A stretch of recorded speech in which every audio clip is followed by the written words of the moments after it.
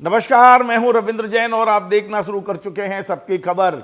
नरेंद्र मोदी पर गौतम अडानी ने अब जवाबी हमला शुरू कर दिया है। एक बड़ी खबर लेकर आपके बीच आया हूं।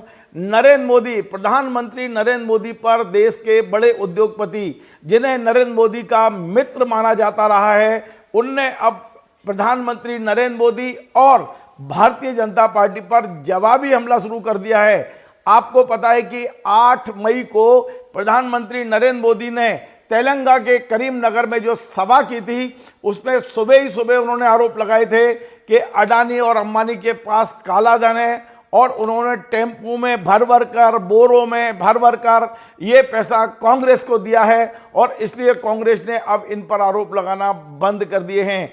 प्रधानमंत्री की इस स्पीच के कुछ घंटे बाद ही गौतम अडानी का जो चैनल है एनडीटीवी, वो सक्रिय हो चुका है और अब भारतीय जनता पार्टी और प्रधानमंत्री नरेंद्र मोदी पर जवाबी हमले शुरू हो चुके हैं।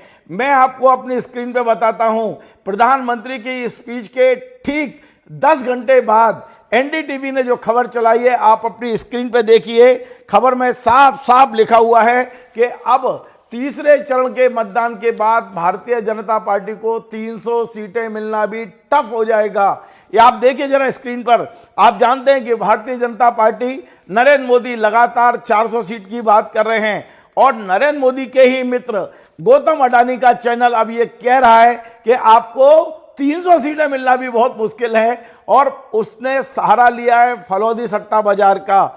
मैं आपको बताऊं कि इसके पहले क्या खबरें चली नहीं चली मुझे नहीं पता है, लेकिन 8 तारीख के बाद प्रधानमंत्री के बयान के बाद प्रधानमंत्री ने जो आरोप लगाए अडानी पर कि वो काला धन इकट्ठा कर रहे हैं, चोरी का माल इकट्ठा कर रहे हैं, टेम्पू में भर भर कर कांग्रेस को दे रहे हैं, इसके बाद एनडीटीवी ने 2 खबरें चलाई हैं। आप यदि एनडीटीवी राजस्थान खोलेंगे, उनकी वेबसाइट पे जाएंगे तो आपको ये खबरें दिखेंगी और पहली खबर में उन्होंने सीधा झटका दिया है कि अब भारतीय जनता पार्टी भारी परेशानी में है।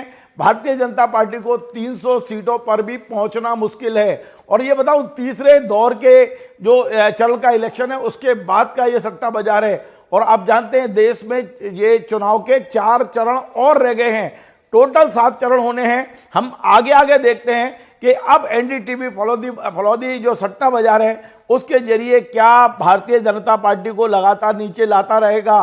भारतीय जनता पार्टी और उसके तमाम नेता जो 400 का दावा कर रहे थे कि अब की बार 400 पार, उसकी सबसे पहली हवा किसी बड़े चैनल ने निकाली है तो एनडीटीवी ने निकाली है। और आप जानते हैं कि ये एनडीटीवी किसका चैनल है, किसने इसको खरीदा था, किसकी मदद के लिए खरीदा गया था। इस चैनल ने आज प्रधानमंत्री को एक करारा झटका दिया है। एनडीटीवी ने साफ साफ लिखा है कि भारतीय जनता पार्टी को भारी नुकसान, भारतीय जनता पार्टी के में चिंता की लहर, ये सारी खबरें अब एनडीटीवी चलाने लगा है। और यद्यपि मैं ये बात नहीं कह रहा हूं कि एनडीटीवी ने कहा है कि प्रधानमंत्री नहीं बनेंगे, एनडीटीवी ने यह जरूर कहा है। एनडीटीवी दूसरे चरण के बाद जो दावा कर रहा था कि भारतीय जनता पार्टी को 307 सीटें मिल सकती हैं, अब तीसरे चरण के बाद उसने सीटें कम करके 296 कर दी हैं। और उन्होंने हवाला दिया है कि ये फलौदी सट्टा बाजार कर रहा है, हम नहीं कर रहे हैं। भारतीय जनता पार्टी की आपने हेडिंग देखिए आप, तीसरे चरण की वोटिंग के बाद बदला फलौदी सट्टा बाजार का गणित, अब भाजपा को 300 सीटें तक पहुंचना भी टफ। ये सारी चीजें अब एनडीटीवी देने लगा है खबर। और मैं आपको बताऊं, एनडीटीवी ने इसी खबर में नीचे दिया है कि पिछले यानी कि 2019 के लोकसभा चुनाव में राजस्थान की सभी सीटें भारतीय जनता पार्टी ने जीती थी, 25 सीटें। लेकिन इस बार एनडीटीवी दावा कर रहा है, फलौदी बाजार के माध्यम से कर रहा है, उसका हवाला देके कर रहा है कि 17 से 19 सीट से ज्यादा नहीं आ रही।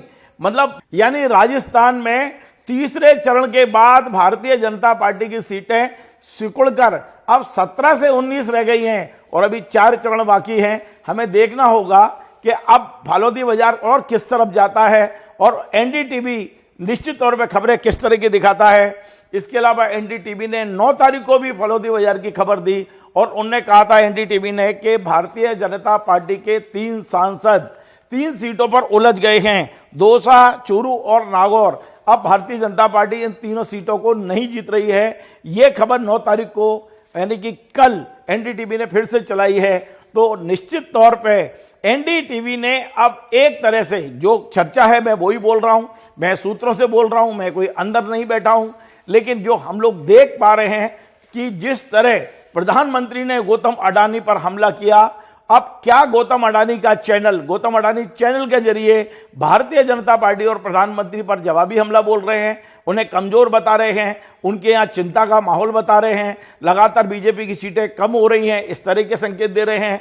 तो क्या ये जवाबी हमला है उनका? अभी थोड़ा हमें वेट करना पड़ेगा, लेकिन लोगों में चर्चा यही है कि अब गौतम अडानी ने प्रधानमंत्री और बीजेपी पे जवाबी हमला अपने चैनल के जरिए शुरू किया है और इस चैनल ने जवाबी हमले के लिए फलौदी सट्टा बाजार को मोहरा बनाया है। उसका सूत्रों से आप और हम सब जानते हैं कि फलौदी सट्टा बाजार कोई आधिकारिक आंकड़े जारी नहीं करता है। सट्टा खेलना आज भी इस देश में कानूनन अपराध है। इसके बाद भी यदि एनडीटीवी सूत्रों के जरिए ये खबर ला रहा है तो आप मान के चलिए कि एक तरह से ये पूरा की पूरा रुख भारतीय जनता पार्टी के खिलाफ दिखाई देने लगा है।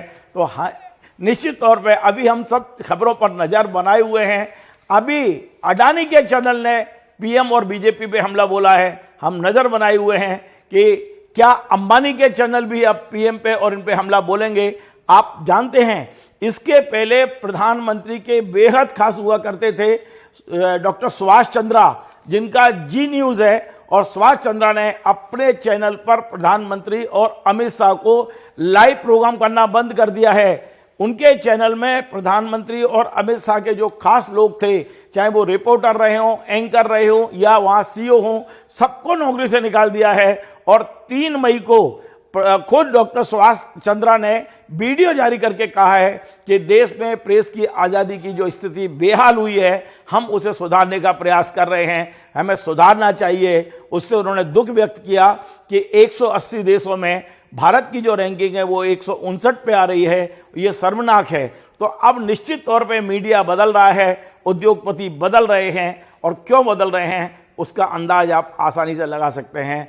आज पुनः मैं आपको बताता हूं, मुझे ऐसा लगता है कि प्रधानमंत्री ने जिस तरह अडानी पर हमला बोला है, अडानी ने सीधे तो हमला नहीं बोला है, पर अपने चैनल के जरिए प्रधानमंत्री और भारतीय जनता पार्टी पर जवाबी हमला जरूर कर दिया है। आपको हमारा ये कार्यक्रम पसंद आए, आप इसे शेयर करें, लाइक करें, कमेंट करें, और आपसे बार बार निवेदन है हमारे इस चैनल को सब्सक्राइब अवश्य करें। धन्यवाद।